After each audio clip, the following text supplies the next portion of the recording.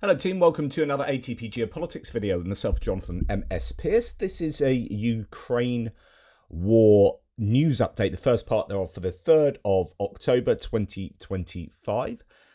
We're going to start with the Ukrainian general staff figures for the Russian losses for the day before, all the usual caveats apply, and we see a general trend going on at the moment.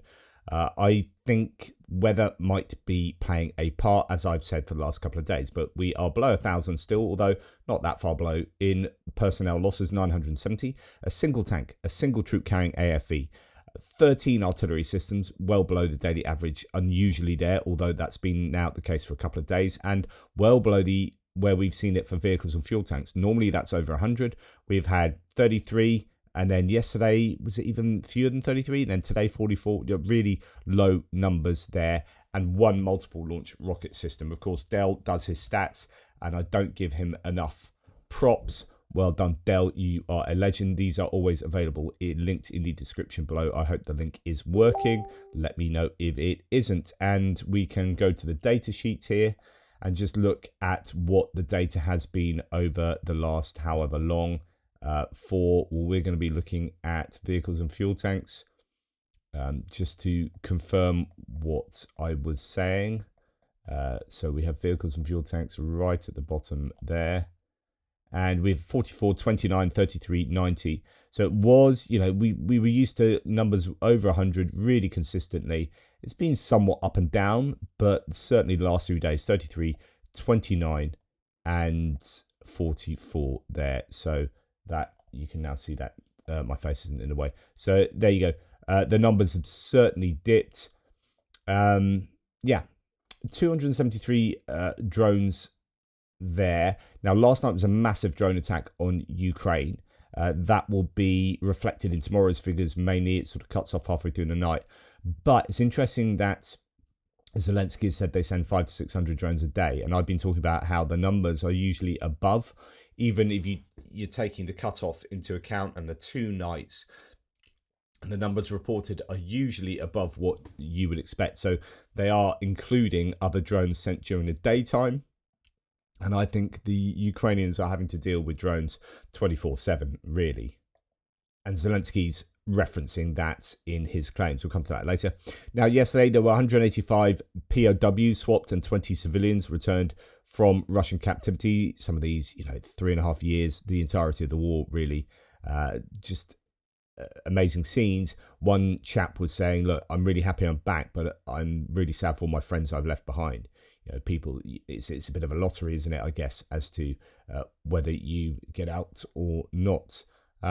Okay, we're going to now go to a Eurominder Press article. Russia's biggest tank division is heading straight for Zaporizhia and its 700,000 residents. Unnoticed by the wider world, the Russian army is steadily marching west through South Donetsk towards a crucial regional centre. And this is a problem I've been talking about, that the area down here, the Russians have really advanced in. So we talk a lot about Pokrovsk, but what's happened south of Pokrovsk is essentially this whole area has been taken.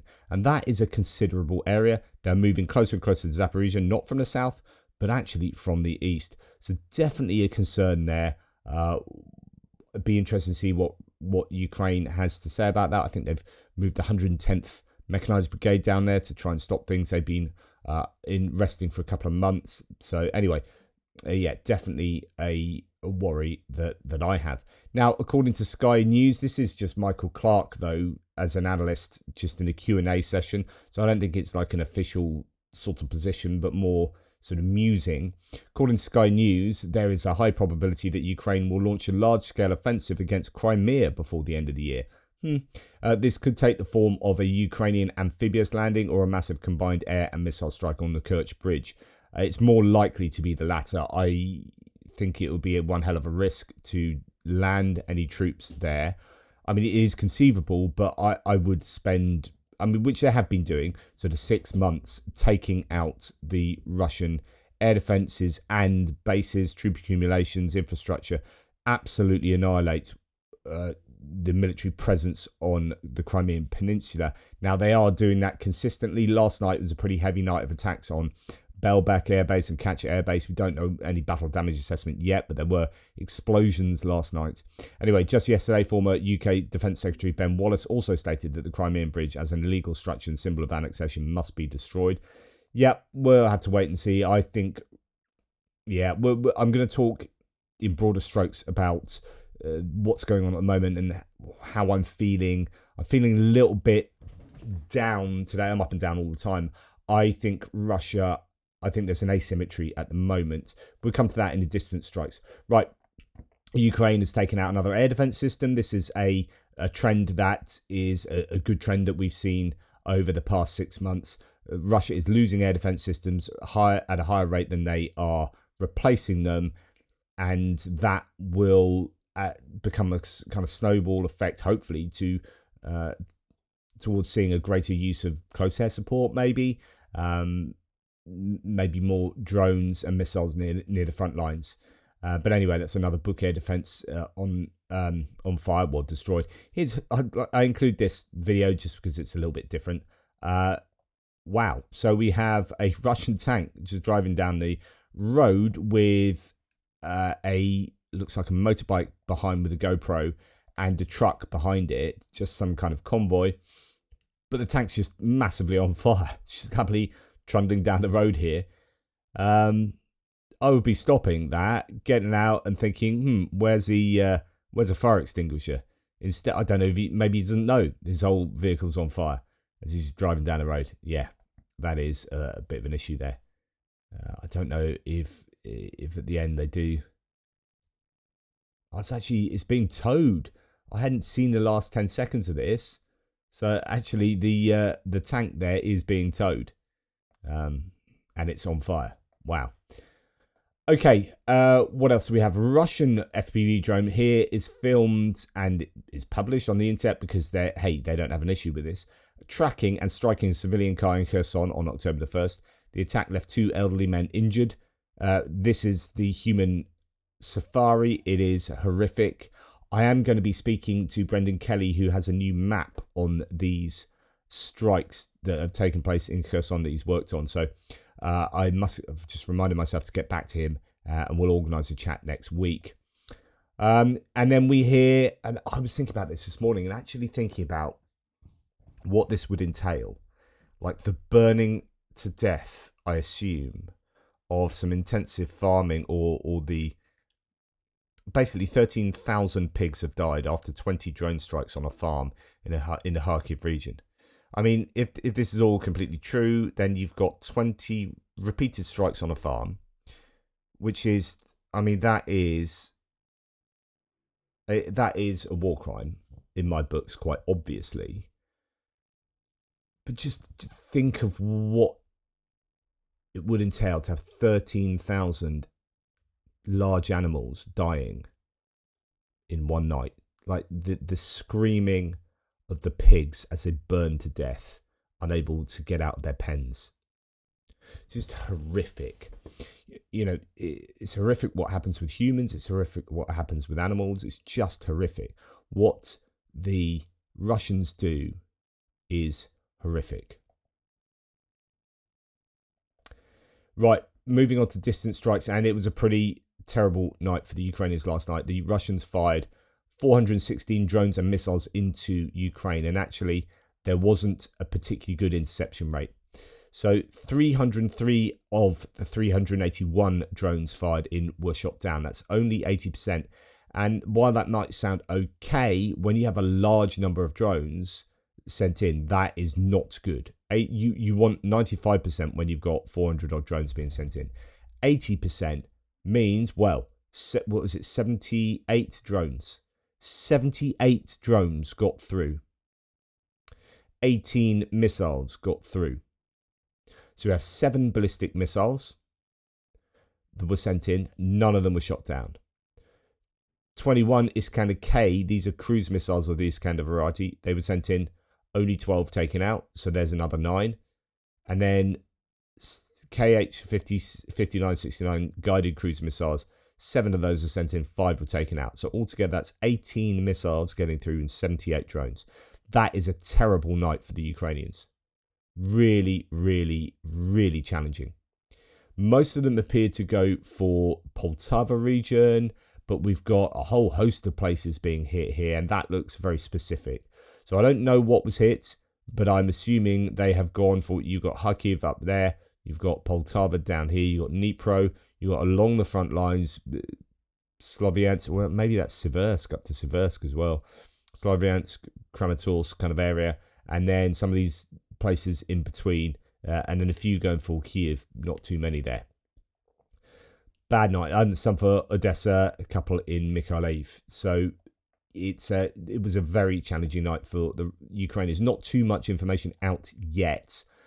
A few more details about about the attack in Poltava, says Tim White, which was the heaviest and most destructive of all.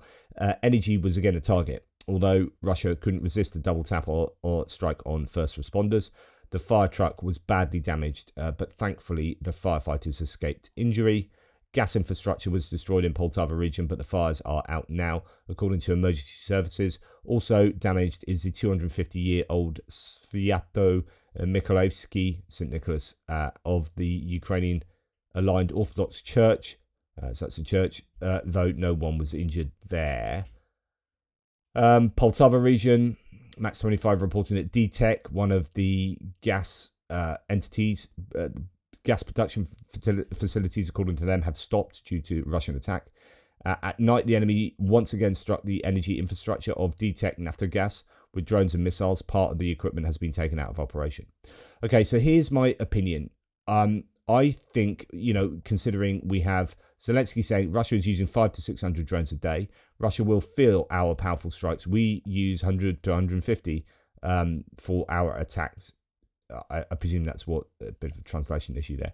Now, are the Ukrainians 4 times more effective with their strikes? I don't know. I think personally that the Ukrainians have suffered a lot in ways that we aren't necessarily realizing, because the operational security is pretty good in Ukraine. But I think their energy infrastructure has been hammered. I think their military industrial complex has been hammered. Their ability to manufacture missiles and drones at scale, I think, has been hurt over the last 6 months of Russian strikes that are taking place successfully every single night. Even when the Ukrainians do a really good job of intercepting those drones and missiles, some get through. And those some get through accumulate in their effect over time. Now, Ukraine's had this effect on Russia too with their hydrocarbons industry. And I think that had the Ukrainian military industrial complex not been hammered, Ukraine would be forcing Russia into an even more difficult position, which is difficult enough as it is. 40% impact on Russian hydrocarbon output is terrible. Oil output is terrible for the Russians, but it could be worse. And at the moment, the Russians are hitting back, and they're hitting back in ways that are pretty effective, but also horrific. So they're taking out whole farms there. That's a farm of 13,000 pigs killed. So that's food to the population. They're taking out energy. And I think they didn't have much success on the energy infrastructure last year, but I just get a sneaky suspicion that this year might be pretty horrible for them. And I think there's an asymmetry there that Ukraine need to wrest back. I think Ukraine have had the better of it over the months, but just over the last sort of 3 weeks, I was expecting this last 3-week period to be really good for the Ukrainians with the advent of the Flamingo missile and all these different missile types. Now, it could be that they're stockpiling, ready to go crazy on the Russians, but we haven't seen that yet. So until we see that, I think there is an asymmetry here where the Russians are gaining an advantage by hitting Ukraine in really meaningful ways most nights. Now, here's a video from Lord Bebo, very pro-Russian, very full of nonsense. But actually, this is definitely a video of something Ukrainian getting struck. Russians have identified a delivery of the new Ukrainian Flamingo missiles, he says, which, as usual, are transported hidden in civilian trucks to safely deliver them to launch position. At least about 4 to 6 of them were destroyed in the Chernihiv region, which were being prepared for a strike on the Druzhba oil pipeline, which Slovakia and Hungary depends on. That's the claim here. It can't at all be verified by this footage, but something has been hit. Russians have hit something. who knows? Although pinch of salt and all that. Now, a video documenting a Russian attack with Shahed and Garand-type drones on a railway station in the city of Konotop in Sumy Oblast on October the 1st. This is the problem that the Ukrainians have at the moment. The Shaheds are getting through, and they have this terminal phase, which looks much more effective, and the explosions are bigger than they used to be. Okay, here is one. And I'm going to just turn off the sound there because Google will hit me for it. That's a significant explosion there, hitting that piece of railway infrastructure a couple of days ago. So there's a lot of these strikes taking place in the daytime. These drones are getting through. The Russians are causing merry havoc behind enemy lines in that kind of near rear, as well as very deep into Ukraine. Yeah, I am slightly worried about Ukraine's predicament at the moment. Now, although we have very little footage about what happened in Ukraine, you can rest assured that it was a pretty horrible night. And DTEC is announcing that, gas production is in trouble. Gas facilities have been hit. Now, on the Ukrainian side, there were a couple of successes last night, but I would apply some caveats to this.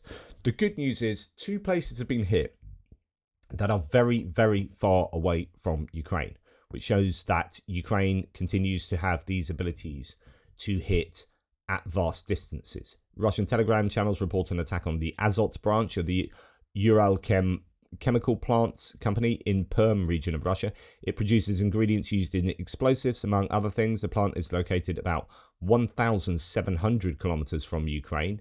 Waiting for more information there. But that was hit. Today, the 14th USF Regiment has set a new personal record, a mission reaching 1,600 kilometers from the front, says Special Kherson Cat. Their reach is extending deeper and deeper into the enemy's rear. And we have some more pictures as well of this strike on the Azot chemical plant. But not too much battle damage assessment there. Longest range strike so far. It's among Russia's biggest fertilizer producer, making ammonia, urea, and ammonium nitrate. So that was hit. Then we have here, meanwhile in Luhansk, there's a large-scale arson of military trucks at a gas station. I don't know if that's a strike, whether it's sabotage, partisan activity, who knows. But some big flames going on there, and one presumes some military equipment caught in the middle of that. Then we're hearing this morning of drone strikes, and this looks to be is it a Lyuti? I'll have a look in a second. See the Lyuti or the FP2. Now again, that has a big explosion as that drone comes down and hits the Orsk refinery there. You can see the explosion. Now, lots of people sort of talking about this one. This is again a long way from Ukraine, 1,500 kilometers from the front line. It has a capacity of 6.6 million tons of oil per year. It's the Orsk refinery in Orenburg region, currently under attack. And then we have, various footage coming out. This one, it happens at about 20 seconds, I think. There you go. Now, the reality here is, as far as I can work out, it is a single drone. And here it is. Has it got landing gear on? Let's have a little look. Киска, мы бежим. Ща пизданет. Ебать, смотри. Где он? Блядь. Все, сейчас ебанет. Смотри. Now, what's interesting there is a lack of air defense. A couple of shots, not even, doesn't really sound like automatic rifle fires. Just a couple of pot shots at that. There's no air defense there. There's no protection of this equipment from drones. They're obviously thinking this is too far away to be hit, but it has been hit. But it's only been hit by a single drone. Now, were there 30 drones sent at this facility and 29 of them taken out? I don't know. That does not look like it's got landing gear on. So I'm thinking that's is it the FP2 drone there, which is very similar. So the Orsk refinery has been hit. I don't know if it's going to continue to be hit. I would be wary of thinking there's massive amounts of damage there. That's a single drone. hammering into it, but I guess we'll have to wait and see if there's any like large fire that comes about of it. You can see some imagery from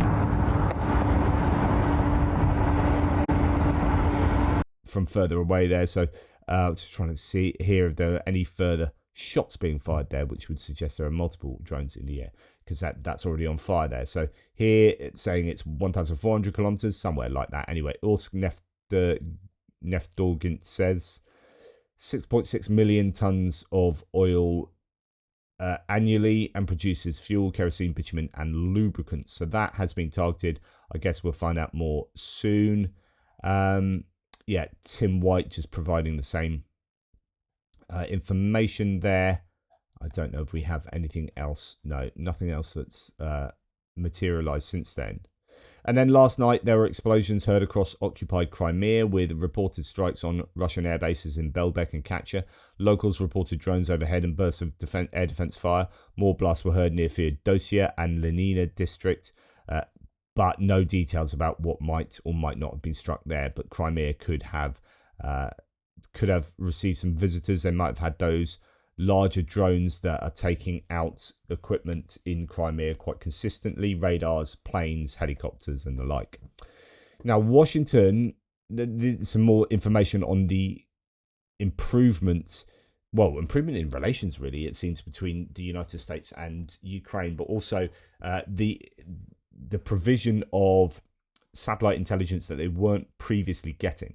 Now, Washington, says Christopher Miller from the Financial Times, already provides intelligence support to Ukraine, but the new measures could help Kyiv, and I was reporting this yesterday, remember, could help Kyiv to better map Russian air defenses and plot strike routes, bolstering the effectiveness of its existing long-range drones and missiles. Now, where I'm a little bit down about Ukraine, I was speaking to Pierre on the back chat, just having a chat about, he's saying, I hope he doesn't mind me saying this, like he, like me, he's up and down. He's like, yeah, I'm not feeling too good about the winter. It's going to be a really tough winter, but I'm more upbeat than I was some months back. But like nights like last night are a heavy hit on us all when we're just really hoping for Ukraine to prevail. So what's the good news going forward? What can we hope for? Well, it's all about the missile and drone production, the scale of production, in my opinion. If Ukraine is able to scale production and maybe safely produce some things outside of Ukraine, then that's really good news. And then you put it together with this, then they can perhaps better, first of all, strike at air defenses. Because what I'm thinking is if one drone got through to Orsk last night, then I do probably think sort of 20 drones would have been sent, something like that. So let's assume that 19 drones are being shot down. They need to take out air defenses inside Russia to then make their strikes much more effective going forward. This is what they're doing in Crimea, and they've had great success in Crimea. And then that allows them to start striking other things in Crimea.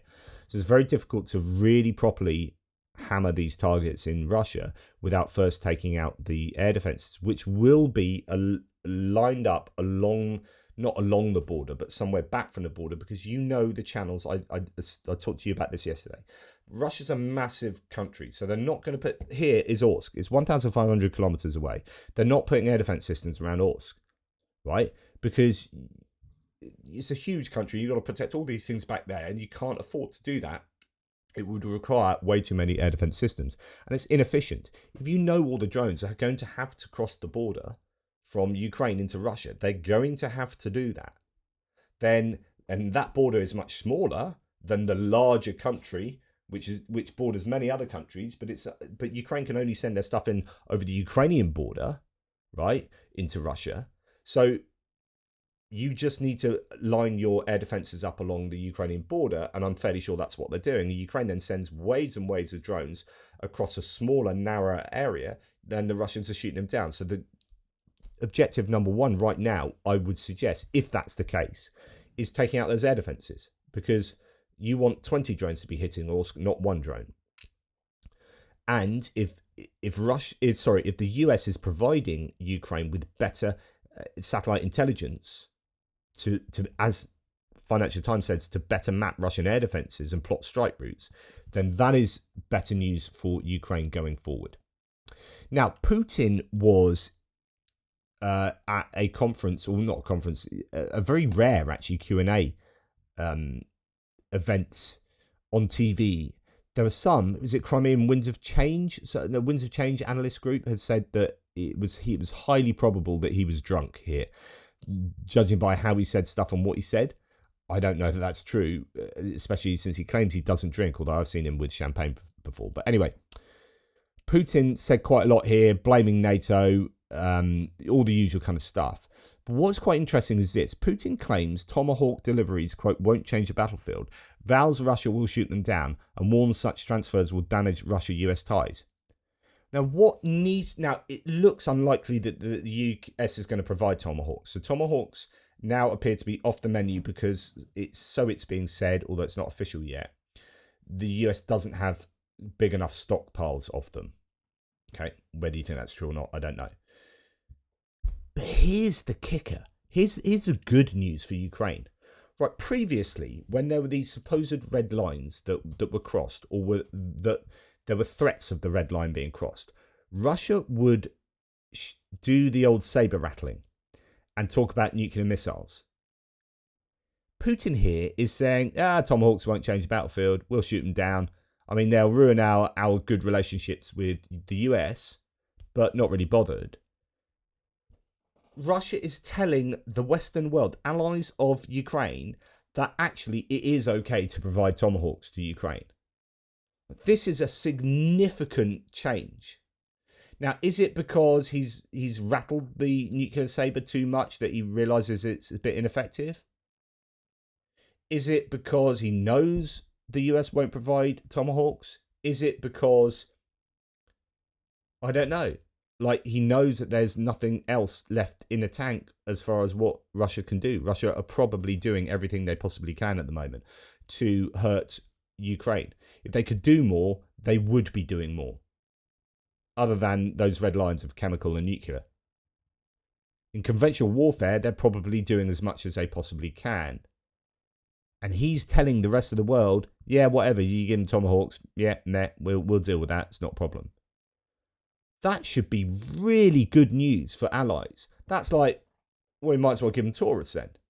Like, if they're not bothered about, if he's publicly saying meh about Tomahawks, fecking give them Taurus, Tomahawks, Jasms, Storm Shadows, everything you bloody can, get them in there. Get them in there from allies. And we're going to go on to talk about how Russia's potentially doing things. If they're involved in drone activity right across Europe, then actually he is giving Europe permission to help Ukraine out even more. Now, he's also said, what's stopping us? Putin threatens to attack Ukraine's nuclear power plants.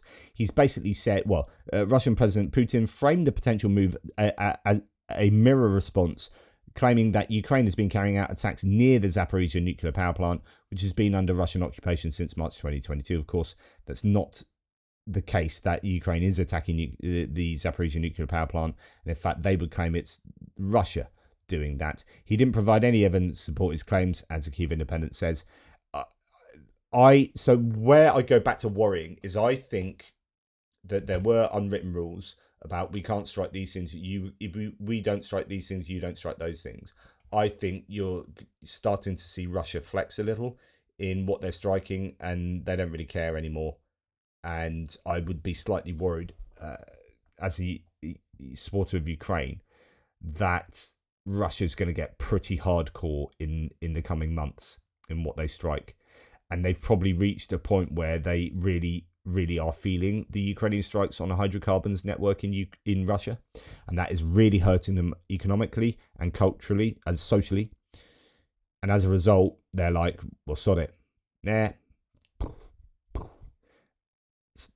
So Ukraine need to, I mean, we might be entering a stage of the war where both of them are just going to be battering the hell out of each other's country using missiles and drones. Who do we support here? So this is then where I'm going to bring in the drones across Europe. And there is still a question as to whether Russia's behind this. Like, we don't necessarily know this, but France has stopped a tanker in its waters and brought it into port. They've impounded it and sent on the military. And they're looking for drones because they think that that was a tanker that was using a Shadow Fleet tanker, Russian Shadow Fleet tanker that was sending drones up into Europe. Now, the Office of the Defence Minister of Belgium has confirmed an incident whereby 15 drones were spotted at night over a military base in Belgium, flying near the border with Germany. Quote, by chance, a drone detection system was being tested at the base and it was able to record drones. It is believed that the drones flew from Belgian territory across the border into Germany. They were also spotted in Duren. So it looks like drones in Germany could have come from Belgium there, and that they were also spotted at night over a military base in Belgium. Now, Germany, this is Jürgen Naudit reporting, actually referencing the Welt. In the first quarter of this year alone, we had, Germany, over 530 drone overflights attributed to Russia over German critical infrastructure. So we can say we don't know if Russia's doing it, but if they're saying, well, 530 and we've attributed those to Russia, 530 to Russia, then let's assume that Russia is getting involved doing stuff like this. Now, okay, I'm going to finish this. So German critical infrastructure, power plants, hospitals, military facilities, and it's being kept quiet so as not to alarm the population. My position is this: it should alarm the population. In fact, UK needs to be talking about this, Scandinavia, Baltics, and all of Europe, and indeed the US. So when there are cyber attacks on US infrastructure coming from Russia, that needs to be in the news. Russia is freaking doing this because we need our population to support our government's actions. And if our population is being kept quiet because we don't want to alarm them, then when we're spending lots of money on supporting Ukraine, they start going, no, I don't think we should be spending that money. That should be spent on X, Y, and Z, which is bona fide, absolutely every right to say, look, why are we spending money on Ukraine when our hospitals and schools and blah, blah, blah. So it's up to our governments to say, I'll tell you why we're spending money on Ukraine, because Russia is freaking attacking us as well as attacking Ukraine. Ukraine's safety is our safety. And we need to come together to fight against Russia. We are at war with Russia. And I'm going to come on to more of this in a second. Right, so Germany is now starting to say this. Friedrich Merz has been very, very forward about this. But when you've got a growing AfD support in Germany that is broadly in support of Russia, and when you've got a growing Reform UK support in the UK, which is the party most likely to support Russia or not to support Ukraine, then we need to alert those people to the fact that Russia is doing loads of crazy stuff. Even worse, says Jürgen Naudit, the Bundeswehr is currently not authorised to shoot down such drones due to a lack of appropriate system and legal framework. But perhaps Merz only learned yesterday how important drone defence is, so it could be. Okay, Munich airport closed its airspace last night due to drone spotting. About 3,000 passengers were affected. German police is conducting an investigation. Earlier this week, an unknown drone was spotted in Norway. So we've got Norway and Denmark. We've got, I think, Sweden and Finland have had their issues. We've got Germany, Belgium, France there, UK. And we're going to come on to the UK in a second. Now, Russians are now allowed to casually shut down the largest airports in Europe, says Jay in Kyiv about the Munich airport shutdown, rather than just giving Ukraine the tools to get rid of the problem. A dream come true for China, who will have no problem funding this all day long. So as far as China's concerned, so 99% of, I was speaking to Zhenya yesterday, he said 99% of components for Russian drones are coming from China, right? They're getting all their drone stuff from China and it's just increasing. China are like, well, we can screw over and get information. So if Russian drones are flying and gathering intel on all these secure sites in Europe, that intel's probably going back to China. They're probably saying, look, we'll sell you all this stuff. You've got to give us some stuff. Like, what a cheap investment this is for China. They're selling stuff to Russia and they're getting Russia to militarily upset Europe here and arguably unsettle the US. And this is I think Jay and Kyiv, he can be rather bombastic and over the top, but I think there is definitely a point here that at the moment Europe is being unsettled at the very least by Russia and in effect China. I mean, these drones are almost certainly Chinese drones, right? So there should be some serious sanctions going on China, I would argue. the problem is, you start sanctioning China. I was speaking to Jenny about this. You start sanctioning China over drones. He was saying that in 6 months, Russia would start running out of drones, but in 2 to 3 months, Ukraine would start running out. And China will probably get them to Russia through the back door. And, there is only one company that now makes drones solely out of Ukrainian components, 100% Ukrainian. So there's a reliance on China, and there's your issue. But I'm wondering, again, I've said this a number of times, whether Russia is overplaying their hand here. Because the more you pee off Europe, and the more European public understands that Russia's a bad guy, the more unity you will get in Europe against Russia. So you'll get to a point where even the AFD are going to have to go, well, okay, Russia are sending drones against our infrastructure. There has to be a point where even, anti-Ukraine assistance Germans will go, yeah, Russia are the bad guys. Germany reportedly probes Russian Shadow Fleet vessel over mysterious drone flights. Investigators believe the ship's route and behaviour suggest a potential connection, according to Der Spiegel. That's in the Kyiv Independent. So again, more examples of this, and then Germany being at the heart. The vessel in question is 100 metre, and I think I was talking about this, 100-metre cargo ship flying flag of a Caribbean state, operating in the Baltic Sea near Kiel at the time of the drone sightings in Schleswig-Holstein. So I reported this the other day. But again, it's like putting this all together. Denmark, Aalborg Airport there being shut down because of those drones. So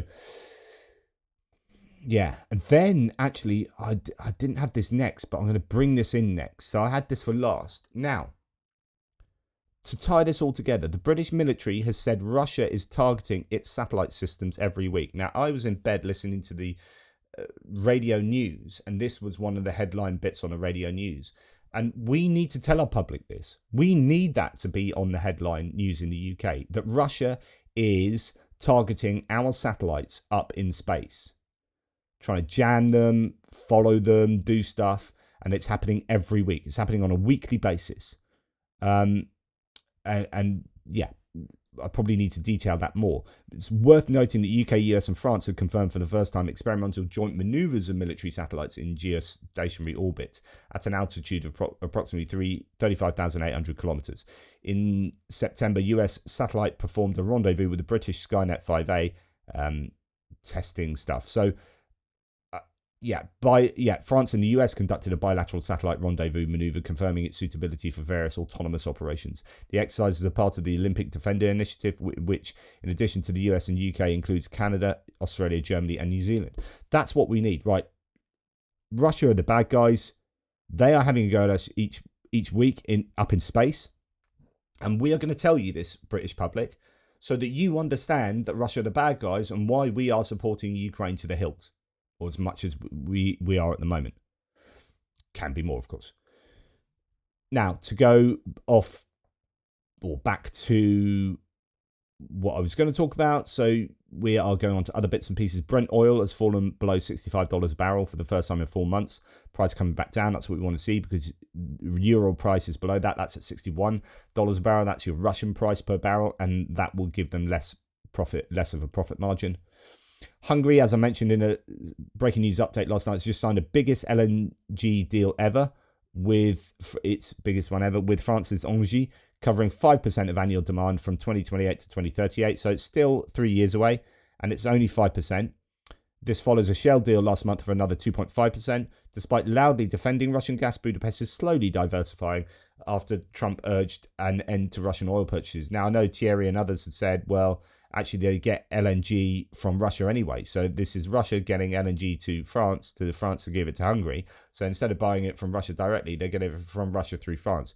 Actually, I don't think that's the case. So I think Engie has had a court case with Gazprom, because Gazprom is not supplying gas to Engie. So they are not getting gas at the moment from Russia, as far as I understand, according to people in the threads. So I would need to look into that. But anyway, that's good news. It's not enough, but it's moving in the right direction. Putin provided false information. I find this fascinating. Zelensky says, Putin provided false information to Trump that they would be in Pokrovsk in a month's time. And in 2 months' time, they would capture the entire east of Ukraine. And then they would go to Kharkiv, Dnipro, and Kyiv. Like I said to you before, Trump changed on a dime when he actually got decent information. He was getting his information from Russia. He was literally basing his geopolitical policy and strategizing on information from the enemy. They showed some maps, very strange schemes, said Zelensky. I saw a lot of things, and it is necessary to destroy these narratives. And this is exactly what our military is doing, and exactly what our diplomatic team is doing. Wow. So the White House is literally taking on information directly from the Russians. That should be absolutely flabbergasting to anyone. Look at, like, imagine that during the Reagan years, that the American administration would be basing their foreign policy decisions on information about a war that Russia was involved in from information given to them by Russia. That is staggering. It is a staggering level of American governmental incompetence. Donald Trump and his team are incompetent. By stopping the tankers of the Shadow Fleet, says Emmanuel Macron of France, for a few days or weeks, you can undermine the efficiency of Russian oil supplies. I propose that we work on this within the framework of the coalition of the willing, in close cooperation with NATO, says Macron. I think this is brilliant. Let's go to war with Russia, but let's do it in a clever economic and legal way. Coalition of the willing, get together. Let's stop these bloody tankers. Show us your insurance documents. Show us that you are fit for sea. Show us your health and safety checklist. Show us your environmental checklist here. Oh, you don't have it? We're going to impound you. Oh, we've impounded half the aging, dodgy Russian shadow fleet, and now they can't make money. Now, big problem. The US government shutdown is reportedly putting Ukraine weapons deliveries at risk of delay. The disruption has stalled meetings between Ukrainian officials and US counterparts from the Pentagon, State Department, and White House, according to the Daily Telegraph. This is a problem. Anyway, that's enough for me. Thank you so much for your support. Take care. I implore you to go to atpgeo.com/donate and go to the Autumn Harvest campaign, where you will go to the landing page of ATP Geopolitics, atpgeo.com/donate, and help us. We are just below 13,000 euros in supporting the campaign here. Thanks to Paul Gilbert, total legend, and Daryl Curson, total legend. Both of these are amazing people, and I will not have anyone say otherwise. Morten Mikkelsen-Reek, I hope I pronounced that correctly, and Robert Sharp, thank you. Robert Roche as well, and all the others. Thank you. Take care, and I'll speak to you soon.